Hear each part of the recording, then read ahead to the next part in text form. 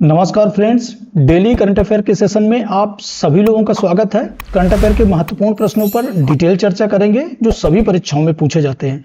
तो चलिए आज की क्लास शुरू करते हैं और देखते हैं आज के प्रश्नों को। आज का जो पहला प्रश्न है, हाल ही में एशियाई खेलों में भाला फेंक में स्वर्ण पदक जीतने वाली पहली भारतीय महिला खिलाड़ी कौन बनी है। अभी एशियाई खेल वर्तमान में चल रहे हैं, तो भाला फेंक में स्वर्ण पदक जीतने वाली पहली भारतीय महिला कौन बनी है। तो यदि ऑप्शन में देखें तो गीतिका रानी, गीता रानी, अन्नू रानी, हिमा दास। तो कौन बनी है? ये अन्नू रानी बनी है। ये अन्नू रानी की फोटो है, देखते हैं इनकी डिटेल। चीन के झांगझोउ में चल रहे एशियाई खेलों 2023 में भारत की एथलीट कौन है? अन्नू रानी, जिन्होंने महिला भाला फेंक स्पर्धा में स्वर्ण पदक जीता है और ये ऐसा करने वाली पहली भारतीय महिला बनी है। इससे पहले भारतीय एथलीट, ये भी नाम याद रखिए, पारुल चौधरी ने भी 5000 मीटर की स्पर्धा में स्वर्ण पदक जीता है। यदि अन्नू रानी की बात करें तो इन्होंने 2023 में एशियाड स्वर्ण पदक जीतने वाली पहली भारतीय महिला बनी। 2022 में राष्ट्रमंडल खेलों में पदक जीतने वाली पहली भारतीय महिला बनी थी और 2020 में इन्होंने किसी भी भारतीय महिला के द्वारा क्वालिफाई किया गया था। तो ये फैक्ट भी याद रखिए। नेक्स्ट क्वेश्चन देखते हैं। नोबेल पुरस्कार 2023 में साहित्य के नोबेल पुरस्कार से किसे सम्मानित किया गया है? अभी हाल में नोबेल पुरस्कारों का वितरण चल रहा है। 2023 में साहित्य के नोबेल पुरस्कार से किसे सम्मानित किया गया है? तो यहाँ पे ऑप्शन में देखें, वर्ड्सवर्थ, जॉन मिल्टन, जॉन फोसे, अमिल सिल्लापा। तो ये जॉन फोसे को दिया गया है। किसको दिया गया है? जॉन फोसे को। ये नॉर्वे के साहित्यकार हैं। इनकी डिटेल देख लेते हैं। नॉर्वे के लेखक जॉन फोसे को 2023 का साहित्य का नोबेल पुरस्कार प्रदान किया गया है और यह उनके अभिनव नाटकों और गद्य के लिए इस सम्मान से नवाजा गया है। यदि नोबेल पुरस्कार की बात करें तो इसमें जीतने वाले विजेताओं को डिप्लोमा के साथ एक मेडल और 10 मिलियन स्वीडिश क्रोन जो है नगद राशि के रूप में दी जाती है और यदि यह संयुक्त रूप से भी प्रदान किया जाता है तो यही राशि वितरित हो जाती है। यदि भारत के परिप्रेक्ष्य में देखें तो भारत को पहला जो साहित्य का नोबेल पुरस्कार मिला था वो गुरुदेव रवींद्रनाथ टैगोर को मिला था 1913 में गीतांजलि के लिए। इनकी गीतांजलि, चित्र इत्यादि रचना है, तो इनको भी याद रखिए। नेक्स्ट क्वेश्चन देखते हैं। वन्य जीव सप्ताह प्रतिवर्ष कब मनाया जाता है? वन्य जीव सप्ताह प्रतिवर्ष कब मनाया जाता है? ये अभी हाल में ही चल रहा है, तो ये 2 अक्टूबर से लेकर 8 अक्टूबर को मनाया जाता है वन्य जीव सप्ताह। इसको याद रखिए, इनसे प्रश्न पूछे जाते हैं। राष्ट्रीय प्राणी उद्यान में 2 अक्टूबर 2023 से 8 अक्टूबर 2023 तक वन्य जीव सप्ताह 2023 मनाया जाता है और जो इसका उद्देश्य मनाने का क्या है? तो वन्य जीव संरक्षण के लिए समावेशी और सामूहिक भागीदारी का उपयोग करना। तो ये भी याद रखिए। और जो अन्य अभी अक्टूबर महीने में अन्य सप्ताह मनाए जा रहे हैं, तो विश्व अधिकार सप्ताह कब से कब तक? 6 अक्टूबर से लेकर 12 अक्टूबर तक मनाया जाता है। विश्व डाक सप्ताह 5 से 15 अक्टूबर तक। राष्ट्रीय विधिक सहायता सप्ताह 10 से 17 अक्टूबर। विश्व अंतरिक्ष सप्ताह 4 से 10 अक्टूबर और निशस्त्रीकरण सप्ताह 24 से 30 अक्टूबर के बीच में मनाया जाता है। तो इन सारे सप्ताहों को याद रखिए। देखते हैं नेक्स्ट क्वेश्चन। हिंसेस का ब्रांड एम्बेसडर हाल में ही किस भारतीय खिलाड़ी को नियुक्त किया गया है? हिंसेस एक इलेक्ट्रॉनिक कंपनी है, इसके द्वारा अभी हाल में ही भारतीय खिलाड़ी को ब्रांड एम्बेसडर के रूप में नियुक्त किया है। तो कौन है वो? तो ये रविंद्र जडेजा, भारतीय क्रिकेटर है रविंद्र जडेजा, जिनको हाल में हिंसेस ने ब्रांड एम्बेसडर के रूप में नियुक्त किया है। हिंसेस जो है इलेक्ट्रॉनिक और होम अप्लायंस कंपनी है हिंसेस, जिसने भारतीय क्रिकेटर रविंद्र जडेजा को अपना ब्रांड एम्बेसडर नियुक्त किया है। और यदि हाल में ही हिंसेस इंडिया के सीईओ की बात करें तो वो कौन है? प्रणब मोहंती हैं। तो इनको भी याद रखिए। यदि हिंसेस इंडिया के सीईओ की बात करें तो प्रणब मोहंती हैं। ये हिंसेस के। नेक्स्ट देख लेते हैं।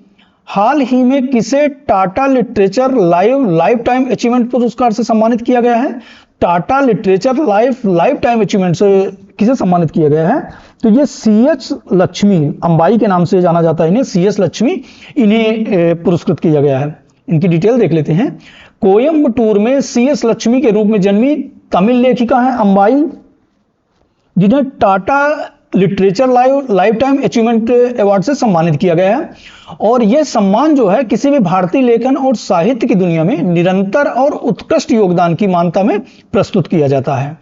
2023 के अन्य पुरस्कारों को भी देख लेते हैं। जो 2023 के अन्य पुरस्कार हैं जो महत्वपूर्ण परीक्षा में पूछे जा सकते हैं। अंतरराष्ट्रीय मातृभाषा पुरस्कार किसे मिला है 2023 का? डॉक्टर महेंद्र कुमार मिश्रा को। लोकमान्य तिलक पुरस्कार प्रधानमंत्री नरेंद्र मोदी को। रमन मैग्सेसे पुरस्कार 2023 का मिला है वो रवि कन्नन को। गवर्नर ऑफ द ईयर पुरस्कार शशिकांत दास को। वन्य जीव पुरस्कार 2023 का आलिया मीर को मिला है। तो इन फैक्टों को भी याद रखिए। नेक्स्ट देख लेते हैं, देश का पहला सोलर रूफ साइकिलिंग ट्रैक किस राज्य में बनाया गया है? अभी हाल में ही सोलर रूफ साइकिलिंग ट्रैक बनाया गया है। साइकिलिंग ट्रैक के ऊपर सोलर रूफ बनाया गया है, वो किस राज्य में बनाया गया है? तो ये तेलंगाना में बनाया गया है। तेलंगाना की राजधानी क्या है? हैदराबाद। ये हैदराबाद में सोलर रूफ साइकिलिंग ट्रैक बनाया गया है। इसकी डिटेल देख लेते हैं। देश का जो पहला सोलर रूफ साइकिलिंग ट्रैक है, इसका उद्घाटन तेलंगाना की राजधानी हैदराबाद में किया गया है। हैदराबाद में जल्द ही साइकिलिंग ट्रैक चलाने के लिए एक ऐसा ट्रैक मिलने वाला है जिसके ऊपर सोलर पैनल की छत लगी होगी और इसे सोलर रूफ साइकिलिंग ट्रैक भी कहा जाता है। इसकी लंबाई कितनी है? तो ये 23 किलोमीटर लंबाई का ये सोलर रूफ साइकिलिंग ट्रैक बनाया जा रहा है। इसे दक्षिण कोरिया के डेजान और सेसोंग बाइक हाईवेज की तर्ज पर बनाया जा रहा है। किसके? दक्षिण कोरिया के डेजान और सेंजोंग बाइक हाईवेज की तर्ज पर बनाया जा रहा है। नेक्स्ट क्वेश्चन देख लेते हैं। अभी आईसीसी वर्ल्ड कप कल से शुरू हो गया है, 5 अक्टूबर से। आईसीसी ने अभी हाल में ही आयोजित पुरुष क्रिकेट विश्व कप 2023 के लिए किस भारतीय खिलाड़ी को वैश्विक राजदूत के रूप में नामित किया? अभी हाल में ही आईसीसी क्रिकेट वर्ल्ड कप जो चल रहा है, उसे क्रिकेट विश्व कप 2023 के लिए भारतीय खिलाड़ी को वैश्विक राजदूत, वर्ल्ड ग्लोबल एम्बेसडर के रूप में किसे नामित किया गया है? तो ये भारत के मास्टर ब्लास्टर, क्रिकेट के भगवान कहे जाने वाले सुनील गावस्कर खेल रत्न से सम्मानित हैं। इनको देख लेते हैं। अंतरराष्ट्रीय क्रिकेट परिषद आईसीसी ने भारत के दिग्गज और भारत रत्न सचिन तेंदुलकर एकमात्र खिलाड़ी हैं जिन्हें भारत रत्न से सम्मानित किया गया है, को पुरुष क्रिकेट विश्व कप 2023 के लिए ग्लोबल एम्बेसडर के रूप में नामित किया गया है। किसके लिए? ग्लोबल एम्बेसडर के रूप में नामित किया गया है। कल इसका 5 अक्टूबर में उद्घाटन हुआ अहमदाबाद के नरेंद्र मोदी स्टेडियम में। और इससे पहले भी आईसीसी ने Vivian Richards, AB de Villiers, Eoin Morgan, Aaron Finch, Muttiah Muralitharan, राज टेलर, सुरेश रैना, मिथाली राज, मोहम्मद हफीज को भी ब्रांड एम्बेसडर के रूप में बनाया है। नेक्स्ट देख लेते हैं। प्रतिवर्ष दुनिया भर में अंतर्राष्ट्रीय शिक्षक दिवस किस तारीख को मनाया जाता है? अभी हाल में ही शिक्षक दिवस मनाया जा रहा है, अंतर्राष्ट्रीय शिक्षक दिवस। तो ये किस तारीख को मनाया जा रहा है? ये 5 अक्टूबर को मनाया गया है। इसकी डिटेल देख लेते हैं। 5 अक्टूबर 2023 को दुनिया भर में विश्व शिक्षक दिवस, इंटरनेशनल टीचर्स डे के रूप में मनाया गया है। इस वर्ष की जो थीम है, the teachers we need for the children, we want the global imperative to reverse the teachers stories रखी गई है। तो ये थीम को भी याद रखिए। ये जो शिक्षक दिवस मनाया गया है 1994 में पहली बार मनाया गया है और ये यूनेस्को की सिफारिश के द्वारा 1966 में संयुक्त राष्ट्र द्वारा स्वीकारने के बाद इसे 1994 में पहली बार विश्व शिक्षक दिवस के रूप में मनाया गया था। तब से मनाते आ रहे हैं। डेट याद रखिए 5 अक्टूबर को। नेक्स्ट देख लेते हैं। जीआई टैग से संबंधित क्वेश्चन है। हाल ही में कहां के प्रसिद्ध पश्मीना क्राफ्ट को जीआई टैग मिला है? ये पश्मीना क्राफ्ट जम्मू कश्मीर के कठुआ नामक स्थान पे पश्मीना टैग एक साल टाइप में होता है जो ठंडी के दिनों में बहुत ज्यादा गर्मी देता है। तो इसको जीआई टैग अभी हाल में ही मिला है। तो ये कहां से संबंधित है? जम्मू कश्मीर, कठुआ। ये नाम याद रखिए, कठुआ नामक स्थान से। डिटेल देख लेते हैं। जम्मू कश्मीर के सुरम जिले के कठुआ से निकलने वाले सदियों पुराने पारंपरिक शिल्प बसोहली पश्मीना को हाल में प्रतिष्ठित भौगोलिक संकेतक जीआई टैग मिला है। इसको याद रखिए, महत्वपूर्ण है। इसके अलावा जो भी हाल में जीआई टैग मिले हैं, तो सलेम सेंगोर तमिलनाडु में, रायगढ़ा साल उड़ीसा में, भद्रवायर राजमा जम्मू कश्मीर में, चोकुआ चावल आसाम, मैटी केले कन्याकुमारी, रामबन सुलाई सहित जम्मू कश्मीर से संबंधित इनको भी जीआई टैग मिला है। तो इनको भी याद रखिए, महत्वपूर्ण है। नेक्स्ट देख लेते हैं। हाल ही में ग्लोबल इंडिया अवार्ड पाने वाली पहली भारतीय महिला कौन बनी है? अभी हाल में ही ग्लोबल इंडिया अवार्ड पाने वाली पहली भारतीय महिला बनी है, वो कौन बनी है? तो वहीदा रहमान, सुधा मूर्ति, हिमा दास, द्रौपदी मुर्मू। कौन बनी है? ये सुधा मूर्ति बनी है। ये इन्फोसिस के सह संस्थापक नारायण मूर्ति जी की पत्नी है। इनकी डिटेल देख लेते हैं।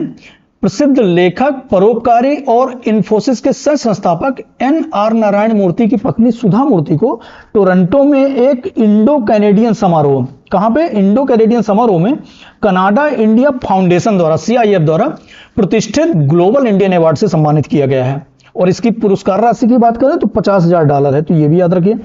ग्लोबल इंडियन अवार्ड जो है ये ऐसे उत्कृष्ट व्यक्ति को दिया जाता है जिसने वैश्विक नेतृत्व, दृष्टि और व्यक्तिगत उत्कृष्टता में प्रदर्शन किया हो, तो ये भी याद रखिए। किसको दिया गया है? सुधा मूर्ति को, और ऐसा पहली महिला है। नोबेल पुरस्कार 2023 में, अभी हमने लिटरेचर की बात किया था, अभी रसायन विज्ञान की बात कर लेते हैं। रसायन विज्ञान में कौन से वैज्ञानिकों को सम्मानित किया गया है? नोबेल पुरस्कार 2023 किन वैज्ञानिकों को प्रदान किया गया है? तो मोंगी जी बावेंडी, लुइस ई ब्रूस और एलेक्सी आई एकिमोव, इन्हें रसायन विज्ञान के लिए नोबेल पुरस्कार से सम्मानित किया गया है। डिटेल देख लेते हैं इनकी। वर्ष 2023 के लिए रसायन विज्ञान का जो नोबेल पुरस्कार प्रदान किया गया है, 3 वैज्ञानिकों को प्रदान किया गया है क्वांटम डॉट्स की खोज और संश्लेषण के लिए। किसके लिए? क्वांटम डॉट्स की खोज और संश्लेषण के लिए प्रदान किया गया है।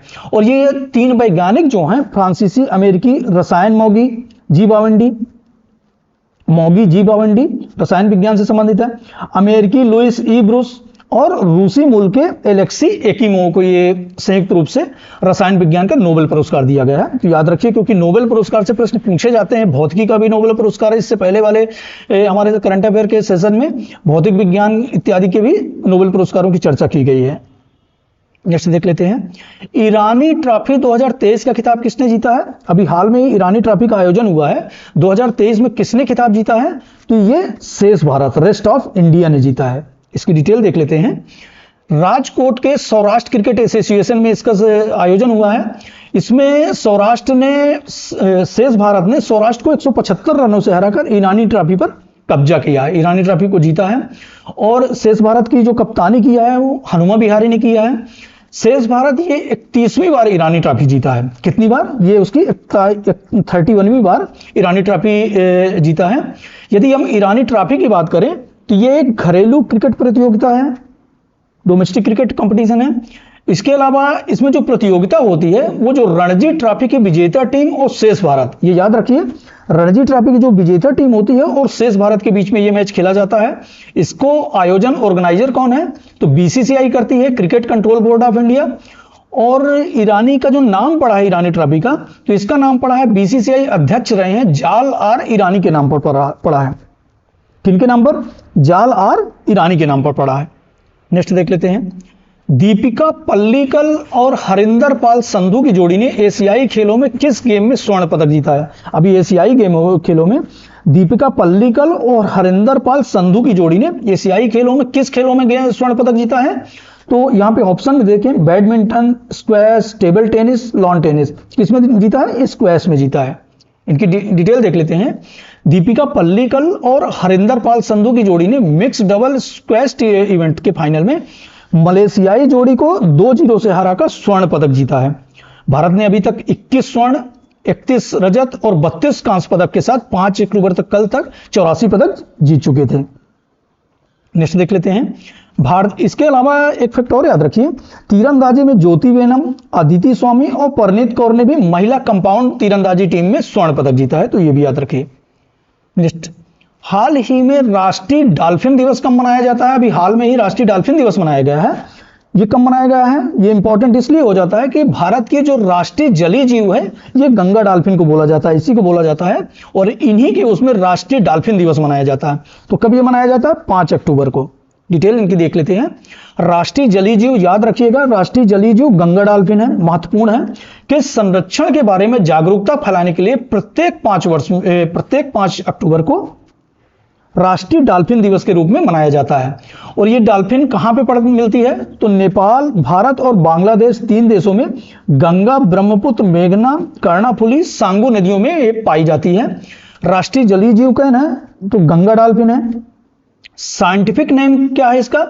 तो प्लेटानिस्टा गैंगेटिका, ये नाम याद रखिए। यदि साइंटिफिक नेम की बात करें तो ये भी पूछा जा सकता है। डॉल्फिन के संरक्षण के लिए गंगा डॉल्फिन अभ्यारण्य और नेशनल डॉल्फिन रिसर्च सेंटर, ये बिहार पटना में स्थापित किए गए हैं, तो ये भी याद रखिए, गंगा डॉल्फिन अभ्यारण्य और national dolphin research centre. Next देख लेते हैं, हाल ही में राइडर कप 2023 को किसने जीता है? हाल ही में राइडर कप हुआ है 2023 का, किसने जीता है? तो ये जीता है किसने? यूरोप ने, अपने counter part runner up America को हराकर इसने यूरोप ने राइडर कप 2023 को जीता है। डिटेल देख लेते हैं इसकी।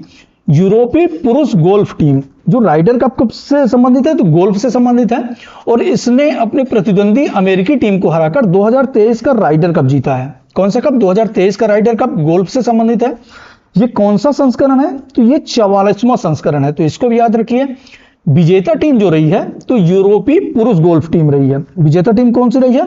यूरोपीय पुरुष गोल्फ टीम रही है। उप विजेता टीम रही है अमेरिकी टीम रही है। और ये कहां पे खेला गया था? तो ये रोम इटली में खेला गया था। कहां पे खेला गया? रोम इटली में। 2025 का जो राइडर कप है ये न्यूयॉर्क यूएसए में, अगला जो राइडर कप होना है 2025 के, कहां पे खेला जाना है? न्यूयॉर्क यूएसए में, तो इनको भी याद रखिए। इस तरह से आज का हमारा जो करंट अफेयर का सेशन समाप्त होता है। इसी तरह के करंट अफेयर के सेशन के साथ नेक्स्ट हम सेशन के साथ फिर आएंगे। चैनल पर नए हैं तो सब्सक्राइब कर लीजिए, ज़्यादा से ज़्यादा लोगों तक शेयर कीजिए और करंट अफेयर के सेशन का एंजॉय कीजिए। मिलते हैं नेक्स्ट वीडियो में, धन्यवाद।